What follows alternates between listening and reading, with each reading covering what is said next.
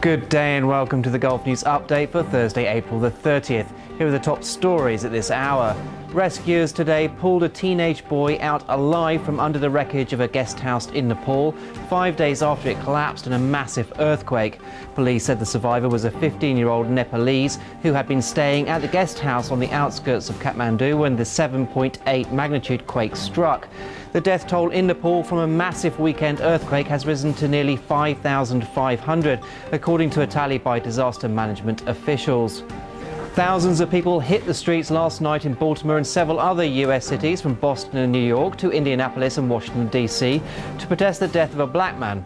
Freddie Gray died of spinal injuries after his arrest by Baltimore police, and the protesters demanded reforms to police procedures. While the protests were mostly peaceful, there were some arrests, including 16 in Baltimore and at least 60 in New York. Sharjah aims to attract up to 10 million tourists by 2021 and expand tourism's contribution to the Emirates' economy.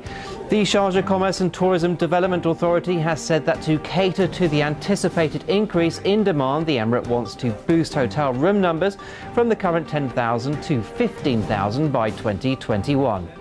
Floyd Mayweather Jr. and Manny Pacquiao appeared more focused on conserving energy than stirring the pot for their upcoming mega fight as the two boxers eased their way through a media conference last night.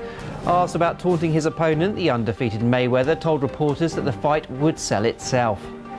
Robert Downey Jr. intended to be complimentary with a statement about Mexican-born director Alejandro Iñárritu that some have interpreted as racist, the actor's publicist said. Iñárritu, while promoting Birdman in October, likened superhero movies to a cultural genocide. Downey Jr. said in a video interview last week that for a man whose native tongue is Spanish, to be able to put together a phrase like cultural genocide just speaks about how bright he is. Various Twitter users accused Downey Jr. of being racist in his remarks.